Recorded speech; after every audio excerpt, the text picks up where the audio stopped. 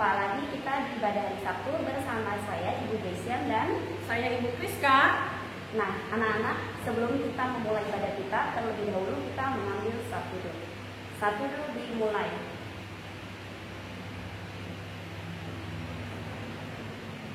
Satu dulu selesai. Kita akan memuji Tuhan. Kita katakan bangkit serukan nama Yesus. Kita nyanyikan sambil berdiri ya, sambil bertepuk tangan. Kita nyanyikan dengan semangat ya anak-anak.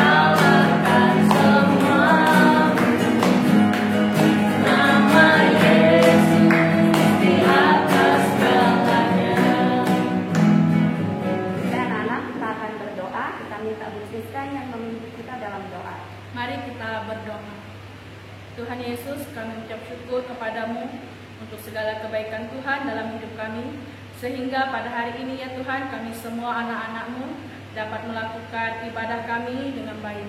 Kiranya Tuhan yang pimpin ibadah ini dari awal hingga berakhirnya proses ibadah ini.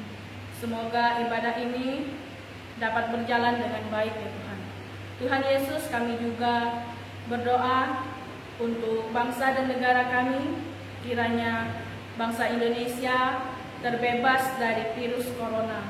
Tuhan, kami juga berdoa untuk orang tua kami dimanapun berada. Kiranya Tuhan selalu menjaga dan memberikan kesehatan kekuatan bagi orang tua kami. Tuhan Yesus, kami juga mau berdoa kiranya Tuhan mengampuni segala dosa kami, baik dari itu perkataan, perbuatan, tingkah laku kami yang kurang menyenangkan-Mu dan kurang menyenangkan hati sesama kami. Tuhan Yesus, hanya ini doa kami. Di dalam nama Tuhan Yesus, kami sudah berdoa dan mengucap syukur. Haleluya, amin. Amin. Nah, anak-anak, kita akan kembali memuji Tuhan. Kita katakan Allah itu baik. Sambil berdiri dan sambil bertepuk tangan ya anak-anak, kita nyanyikan dengan semangat.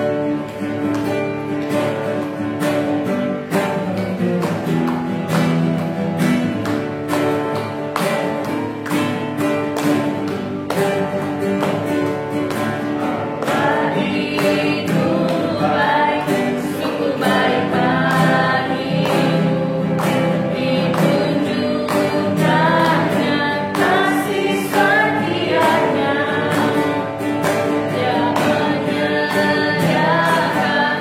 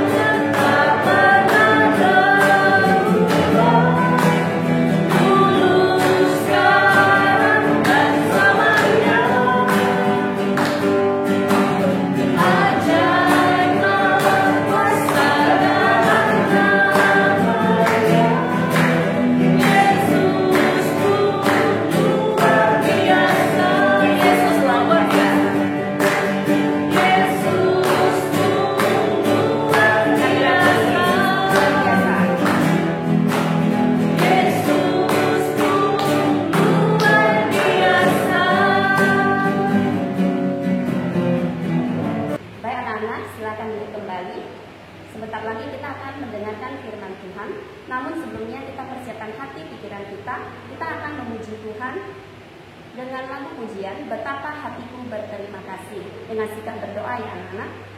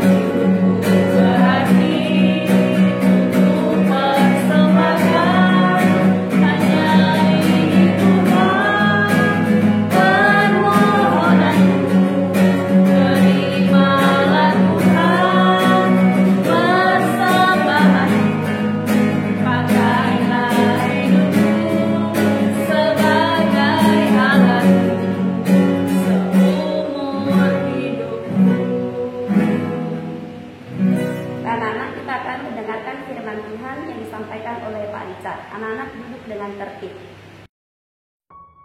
Bagi anak-anak yang dikasih Tuhan, hari ini kita belajar tentang firman Tuhan. Sebelumnya kita berdoa. Pak Guru yang pimpin. Bapa di surga, kami bersyukur atas kebaikan Tuhan dalam kehidupan kami. Sampai pada hari ini kami boleh hidup, bernafas. Semuanya anugerah Tuhan. Dan biarlah pada hari ini kami mau belajar firman, kiranya Engkau memberkati kami semua ya Bapa. Terima kasih Tuhan. Ini doa kami hanya di dalam nama Yesus. Haleluya. Amin. Anak-anak, hari ini kita belajar tentang Nuh, tentang air bah. Lebih Nuh dipakai Tuhan. Kita udah belajar ya Nuh dari sebelum-sebelumnya. Tapi hari ini kita tetap belajar Nuh karena Nuh teladan yang baik yang perlu kita ikuti selama kita masih hidup di dunia ini. Di Kejadian 7 ayat yang pertama sampai yang ke-16, kalian bisa baca di rumah masing-masing. Saya yakin kalian punya firman Tuhan di rumah, punya Alkitab, kalian pelajari di rumah kalian. Pak Guru akan membaca secara singkat saja dari firman Tuhan ini, mengingat waktu kita yang terbatas. Terlebih Pak Guru akan menyampaikan inti dari apa yang Tuhan perintahkan kepada Nuh, apa yang Tuhan lakukan buat Nuh yang harus Nuh kerjakan. Di sini kita melihat bahwa di sini firman Tuhan mengatakan bahwa di ayat yang pertama, yaitu berfirmanlah Tuhan kepada Nuh, masuklah ke dalam bahtera itu, engkau dan seisi rumahmu, sebab engkaulah yang kulihat benar di hadapanku di antara orang zaman ini. Artinya di sini Tuhan melihat hanya Nuh yang hidupnya benar di antara orang pada zaman itu. Sebelumnya kita melihat bahwa pada zaman itu banyak orang yang melakukan kejahatan, orang yang tidak menghargai Tuhan, orang-orang yang melakukan kejahatan, yang hidupnya selalu melakukan dosa, melakukan kejahatan-kejahatan yang menyakiti hati Tuhan. Tapi hanya Nuh dan keluarganya yang Tuhan lihat amat baik, yang taat, yang tidak melakukan kejahatan yang dilakukan orang pada zaman itu. Oleh sebab itu, mengapa Nuh dipakai Tuhan? Apa sih yang Tuhan perintahkan kepada Nuh? Kita tahu bahwa Nuh diperintahkan Tuhan untuk membangun bahtera. Kenapa dibikin bahtera? Karena Tuhan akan menghukum manusia. Kenapa manusia dihukum? Tadi sudah Pak Guru sampaikan bahwa karena pada zaman itu manusia melakukan kejahatan yang tidak bisa lagi Tuhan tolerin. Artinya Tuhan ingin menghukum mereka semuanya kecuali Nuh dan keluarganya. Oleh sebab itu Tuhan memerintahkan Nuh untuk membuat sebuah bahtera atau kapal yang sangat besar supaya Nuh bisa selamat dengan binatang-binatang tentunya yang akan dibawa.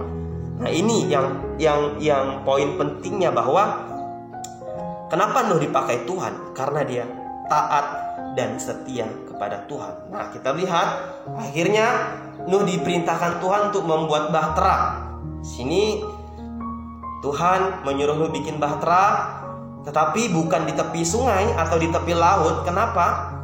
Nah, ini yang menjadi pertanyaan. Nuh diperintahkan Tuhan untuk membuat bahtera di tempat yang tinggi, di tempat ketinggian, di perbukitan. Bukan dengan perkara mudah Nuh melakukan ini. Jadi ketika dia bangun bahtera tersebut, dia banyak dicemooh, diomongin orang-orang. Coba lihat Nuh dan keluarganya, begitu bodoh. Mungkin dia gila. Masa dibikin bahtera di tempat yang tinggi? Bagaimana mungkin air bisa sampai ke tempat itu? Harusnya kan dia bikin di sungai atau di laut. Orang banyak berpikir demikian, berkata demikian, menganggap Nuh itu gila, dia itu bodoh. Masa dia bikin bahtera di tempat yang tinggi? Mana bisa air ke sana? Tapi siapa sih yang menyuruhnya? Tuhan. Nah, akhirnya Tuhan menyuruh Nuh bikin bahtera bukan di tempat yang rendah, tapi di tempat yang tinggi. Kalau Tuhan udah nyuruh, Nuh nggak bisa menolak karena Nuh dipakai Tuhan. Akhirnya Nuh tetap berjalan. Dia nggak memusingkan apa yang orang bilang kepadanya. Mau dibilang bodoh, mau dibilang gila, mau dibilang kurang, bilang on, dia tetap kerjakan. Karena itu perintah Tuhan yang harus ditaati dan dilakukan. Karena dia sudah dipakai Tuhan untuk melakukan pekerjaan Tuhan pada waktu itu. Dia bikin bahtera, akhirnya selesai. Tidak hanya sampai di situ, tapi Tuhan bilang di situ dikatakan, sebab 7 hari lagi di ayat yang keempat, aku akan menurunkan hujan ke atas bumi 40 hari 40 malam lamanya. Dan aku akan menghapuskan dari muka bumi segala yang ada yang kujadikan itu. Jadi Nuh diperintahkan Tuhan bikin bahtera karena Tuhan di sini akan menurunkan hujan ke atas bumi untuk menghukum orang-orang yang sudah melakukan kejahatan pada waktu itu. Jadi Tuhan perintahkan Nuh bikin bahtera, dan dikatakan di situ